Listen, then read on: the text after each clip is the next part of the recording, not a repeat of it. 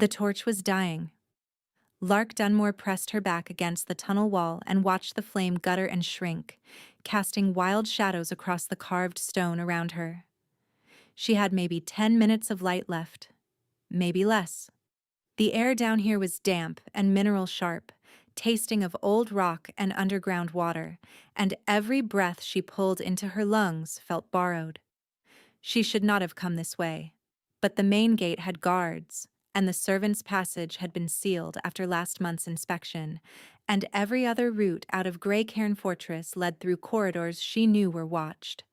The tunnels were the only option left. She'd found them 3 weeks ago, buried in a surveyor's journal from 2 centuries back, a network of passages carved into the cliff face long before anyone had thought to build a fortress on top of it. The journal had been tucked between shipping manifests in the archive room, where she spent her days cataloging the fortress's history for a king she had never intended to stay close to. A king whose presence made the stones beneath her feet hum. She pushed off the wall and kept moving. The tunnel narrowed ahead, the ceiling dropping low enough that she had to duck, her satchel catching on a rough edge of limestone. She yanked it free. Papers rustled inside, her charcoal rubbings of the tunnel maps, the notes she'd been compiling for months, the work she'd been hired to do and had used instead as an escape route. The irony wasn't lost on her. 3 months of meticulous cataloging, 3 months of learning every crack and seam in Greycairn's history, and all of it had led to this: a woman crawling through the dark with a dying torch and a bag full of stolen maps. Not stolen. Copied. She was an archivist. She copied things. That was the whole point. Behind her, distantly, she heard something. A sound that might have been footsteps, might have been water echoing off stone, might have been nothing. She held her breath, listened. The tunnel was silent except for the drip of condensation and the ragged edge of her own pulse in her ears. She moved faster. The tunnels had been her discovery, her secret. The one thing that belonged to her in this fortress full of people who looked at her and saw only the bond she hadn't asked for. 3 months she'd been at Greycairn. 3 months since the Alpha King of the Western Reach had sent word to every territory that he needed an archivist, someone to catalog the fortress's records, organize 2 centuries of documents, and build a proper historical index. Lark had applied because the pay was exceptional and the work was exactly what she'd trained for. She had not applied to feel the earth tremble beneath her feet every time Rhys Langford walked into a room. The first time it happened, she'd thought it was a tremor, a geological event. She'd been standing in the archive, sorting through a chest of territorial agreements, when the floor vibrated. Not violently, not dangerously, but distinctly. A low, steady pulse that moved up through her boots and settled in her bones. She'd looked up. He'd been standing in the doorway, tall, broader than she'd expected from the formal correspondence they'd exchanged about her appointment. His burnt umber hair was cut short and raked back from his temples, and his deep tawny eyes had locked onto hers with an expression she couldn't read and hadn't wanted to. "You must be the archivist," he'd said. His voice was low and unhurried, the kind of voice that didn't need to be loud to fill a room. He'd been dressed simply. A slate blue shirt unlaced at the throat, dark trousers, heavy boots that looked like they'd actually been walked in. No crown, no sigils. Nothing to announce what he was except the way the air in the room seemed to rearrange itself around him. "You must be the king," she'd said back, and then immediately regretted how it sounded, flat and sharp, and nothing like the careful deference she'd planned. But he'd smiled. Just barely. A flicker at the corner of his mouth that changed everything about his face, softened it, made the angles less severe, and the authority less intimidating. "Rhys," he'd said, "the archive is yours. Whatever you need." The floor had hummed the entire time he stood there. After he left, she'd pressed both palms flat to the stone floor and held them there until the vibration faded.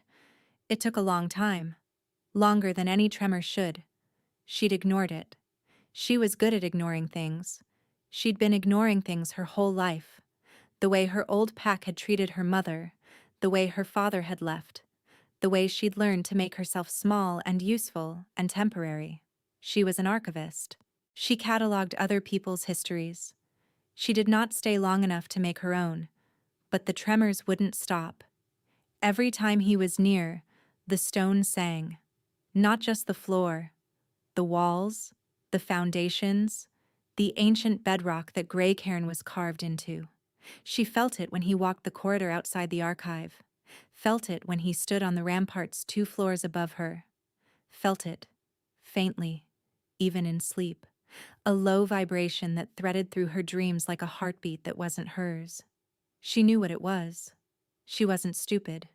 She'd read enough territorial histories to recognize a bond manifestation when she felt one, and that was exactly why she was running. The tunnel opened suddenly into a wider chamber, and Lark stopped.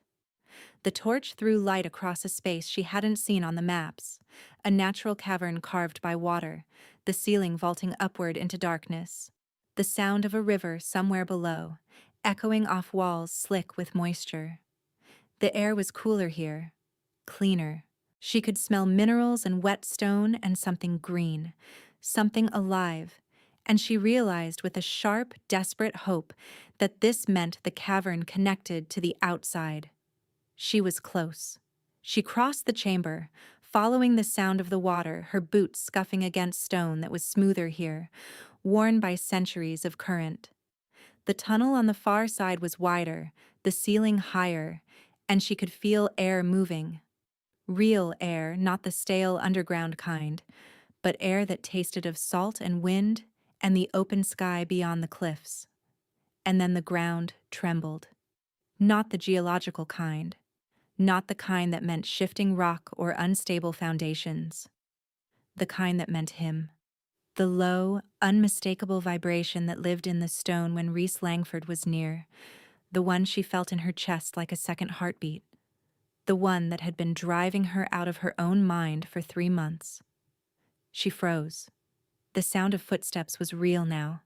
Steady, unhurried. Coming from the tunnel behind her, growing clearer with every second, and she could feel the tremor intensifying, the stone walls almost humming, the vibration running through the soles of her boots and up through her ribs and settling somewhere behind her sternum where it pulsed warm and insistent. Lark. His voice carried through the tunnel like it was made for these acoustics, low and calm and achingly familiar. She didn't turn around. How did you find me? You left your maps on the desk. A pause.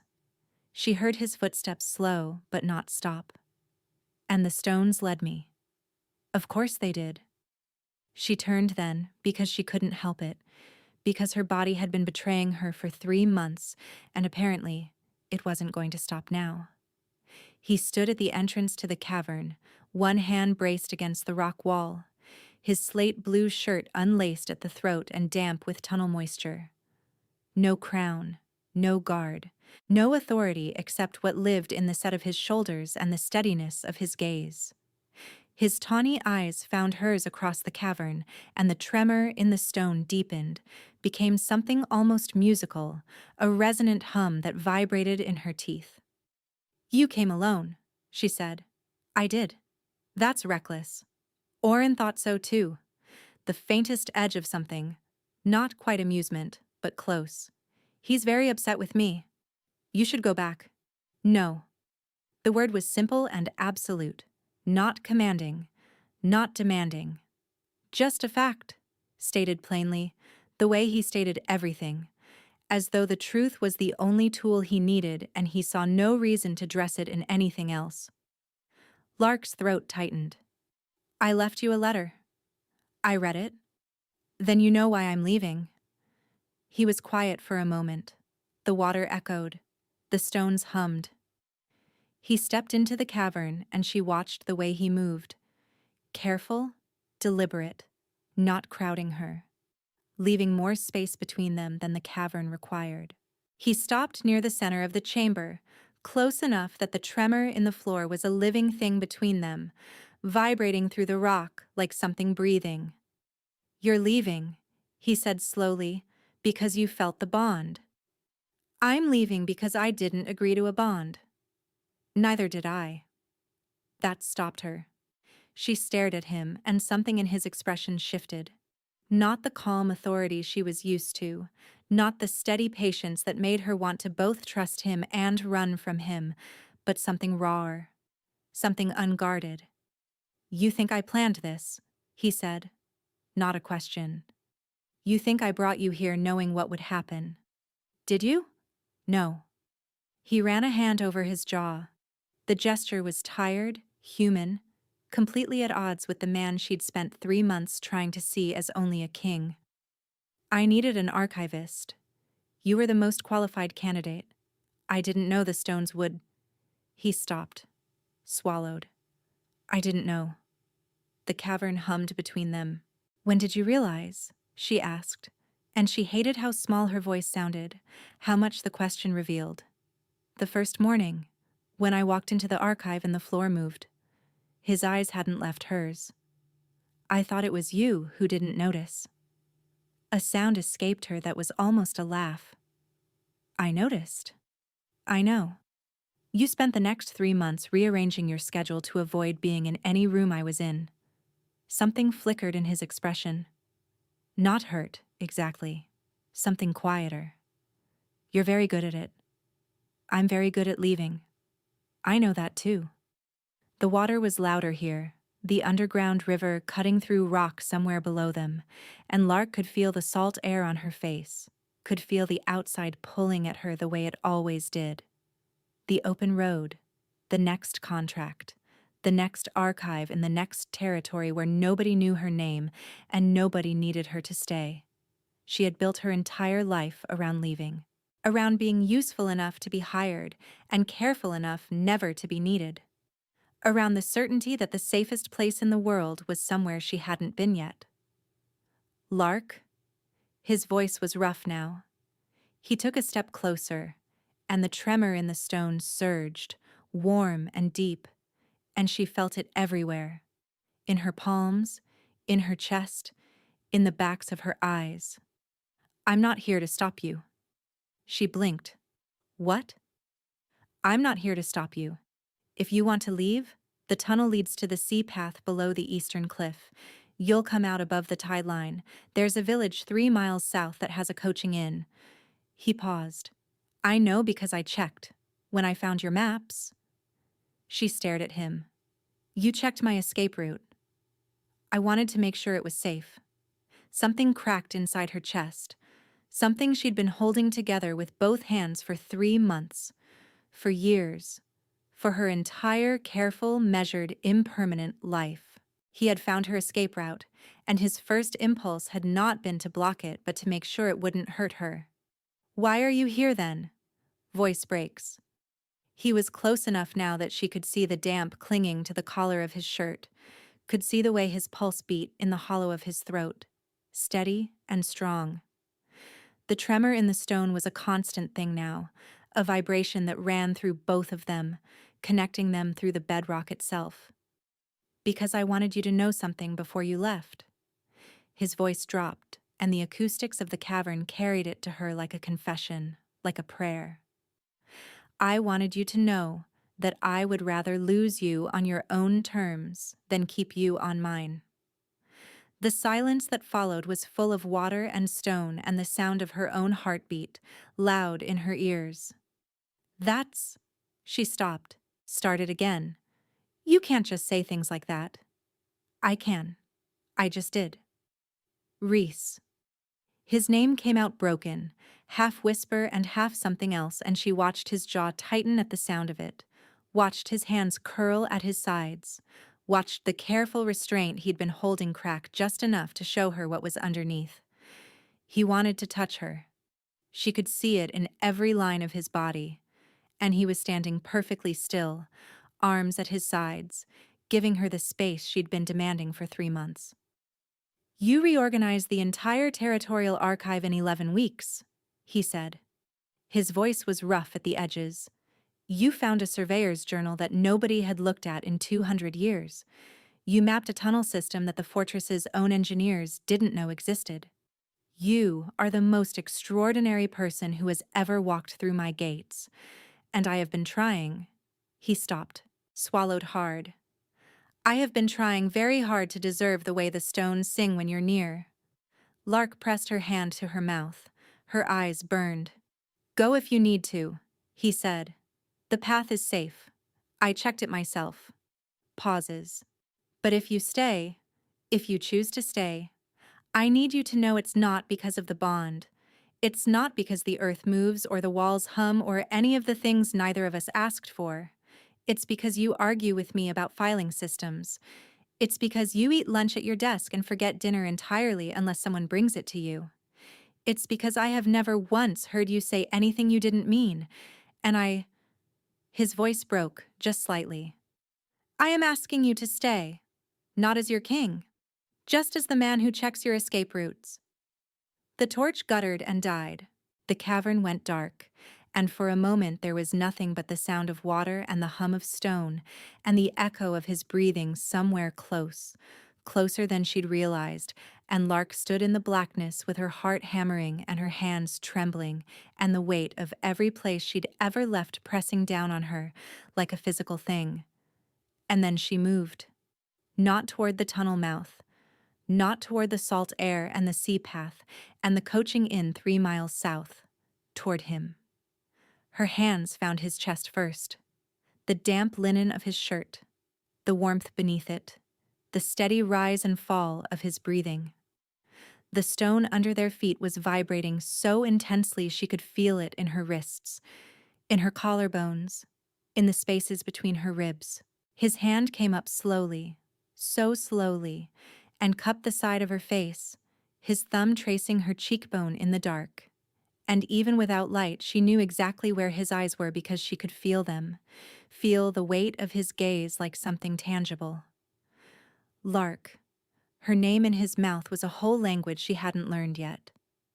I don't know how to stay, she whispered. I know. I've never stayed anywhere. I know that too. I'm afraid that if I stay, the bond will swallow me, that I'll disappear into it, that I'll stop being me and start being yours, and She was shaking. His other hand found her waist, steadied her, held her without pulling her closer. I don't want to lose myself. I've watched women lose themselves. My mother... Her voice caught. My mother loved my father so completely that when he left, she stopped being a person.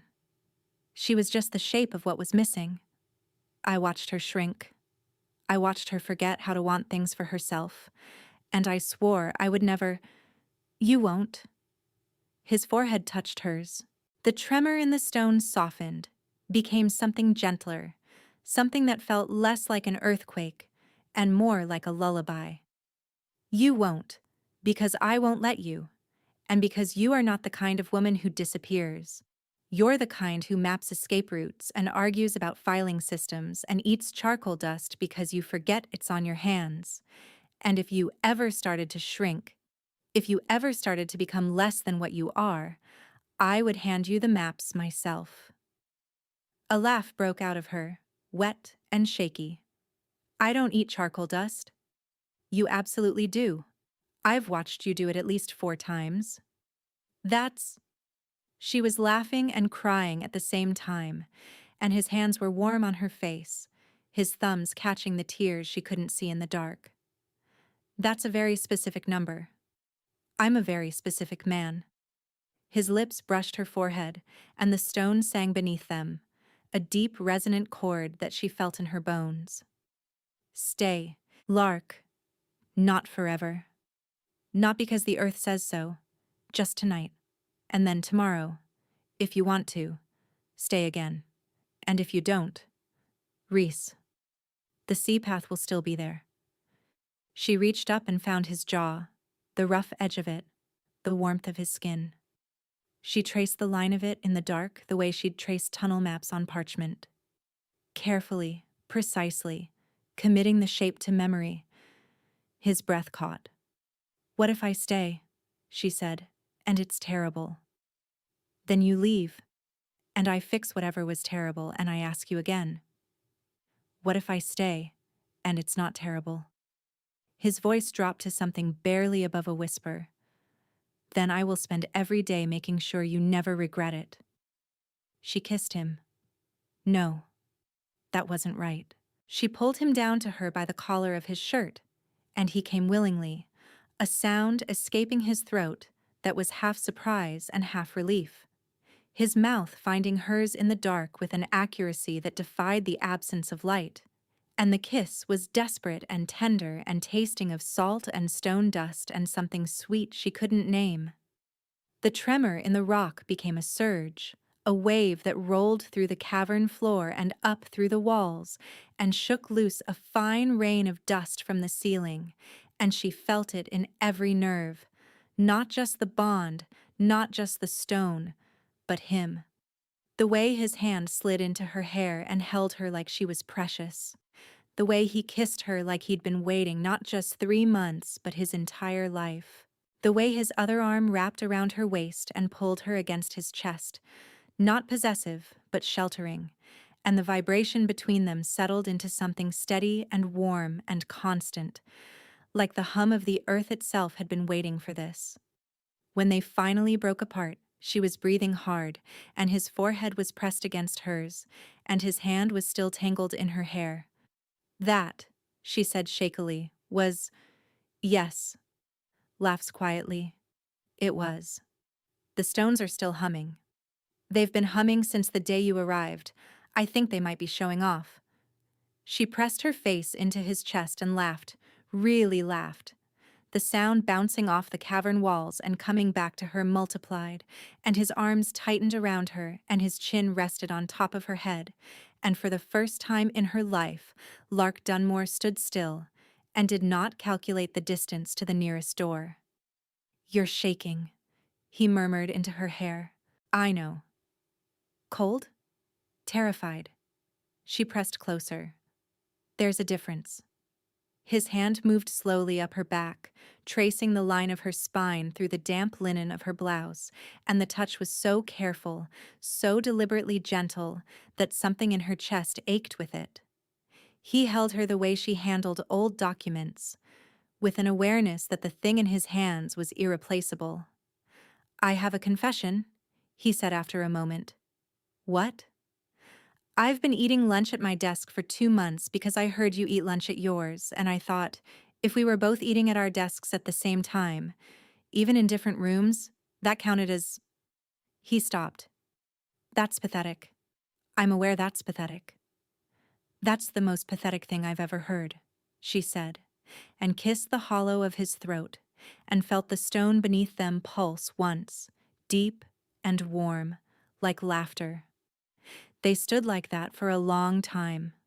The water sang below them. The stones hummed. Somewhere far above, Orin was probably losing his mind, and the fortress was probably in an uproar, and none of it mattered because the Alpha King of the Western Reach was standing in the dark holding an archivist who had just kissed him in a cavern she'd discovered while planning her own escape. "We should go back," she murmured against his shirt. "Probably. I don't actually know the way back. I only mapped the way out." He laughed. A real laugh. Low and warm, and she felt it rumble through his chest. "I do. I memorized your maps before I followed you." "Of course you did." He found her hand in the dark, his fingers laced through hers, warm and certain, and the stone beneath their feet gave one final satisfied pulse, deep and resonant, like the cliff itself was settling. "Come on," he said. "I'll lead us back." "That's going to become a metaphor, and I want you to know I resent it in advance." "Noted, archivist." They walked back through the tunnels together, his hand holding hers in the dark, the stones lighting their way with a faint warmth she'd never noticed before, or maybe had never allowed herself to notice. The path felt different going back. Shorter. Warmer. Like the fortress itself was pulling them home. When they emerged into the lower corridors of Greycairn, Orin was waiting. The guard captain took one look at them, disheveled, damp, covered in limestone dust, their hands still clasped, and exhaled through his nose in a way that communicated approximately 17 different emotions, all of them long-suffering. "Sire," he said flatly. "Orin." Rhys didn't let go of her hand. "The fortress has been on alert for 2 hours. Apologies. You went into an unmapped tunnel system alone. It was mapped. She mapped it." He glanced at Lark, and the corner of his mouth twitched. "She's very thorough." Orin looked at Lark, looked at their joined hands, looked at the ceiling as though petitioning it for patience. "I'm going to stand down the alert." He paused. "Welcome back, Miss Dunmore." Something warm bloomed behind Lark's ribs. Not the tremor, not the bond. Something simpler and more frightening.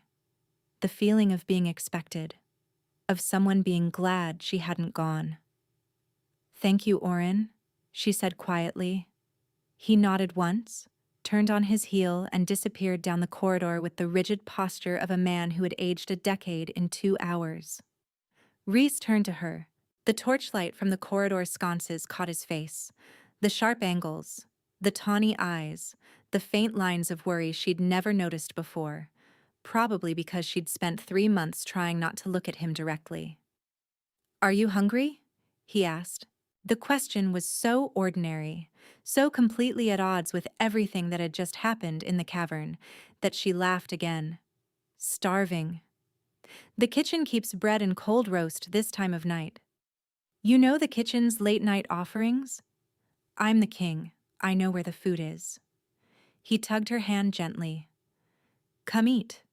Then tomorrow you can yell at me about the filing system in the East Wing." "The East Wing system is an atrocity. I know, you've told me, twice, in writing. And you ignored both memos." "I didn't ignore them. I kept them.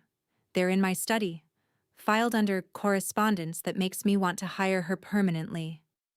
He glanced at her, and the torchlight caught something in his expression that was softer than anything she'd seen on his face before, warmer. "I keep everything you write me, Lark." She didn't know what to say to that. She didn't know what to do with a man who filed her angry memos alongside what were probably peace treaties and territorial agreements. So she let him lead her toward the kitchen, their footsteps echoing in the quiet corridor, and the stones of Greycairn hummed gently beneath them, a sound so low that only they could feel it, the fortress itself welcoming her home. 3 months later, Lark stood in the archive room and ran her fingers along the spine of a journal she'd rebound herself. The leather was new, the pages were old, and the surveyor's notes inside had been annotated in her own handwriting. Corrections to the original tunnel measurements, updated cross-sections, notes on structural stability, and, in the margins of the final page, a small sketch of a cavern she'd drawn from memory. The fortress was quiet in the late afternoon. Gold light poured through the archive's tall windows, catching the dust motes that always hung in the air no matter how many times she cleaned, and the stone floor beneath her feet was warm. Not from sunlight, from him. Rhys appeared in the doorway with 2 cups of tea and a look on his face that was trying very hard to be casual and was not succeeding. "You're hovering," she said without looking up. "I'm delivering tea." "You're hovering while delivering tea." He set her cup on the desk, on the copper coaster she'd put there after the 3rd time he'd left ring stains on her documents, and leaned against the doorframe. "Orin says you're planning to map the lower eastern tunnels next week." "Orin talks too much." "He talks exactly the right amount, he just worries." "I'll be fine. I've mapped half the network already." She finally looked up at him, and even now, 3 months into whatever this was, this thing that had started in a dark cavern and grown into late-night meals and arguments about infrastructure spending, and his hand finding hers under council tables. Even now, the sight of him leaning in her doorway made her pulse trip. He was watching her with that expression again. The one she'd learned to read. Not the king's expression, steady and measured and made for public consumption.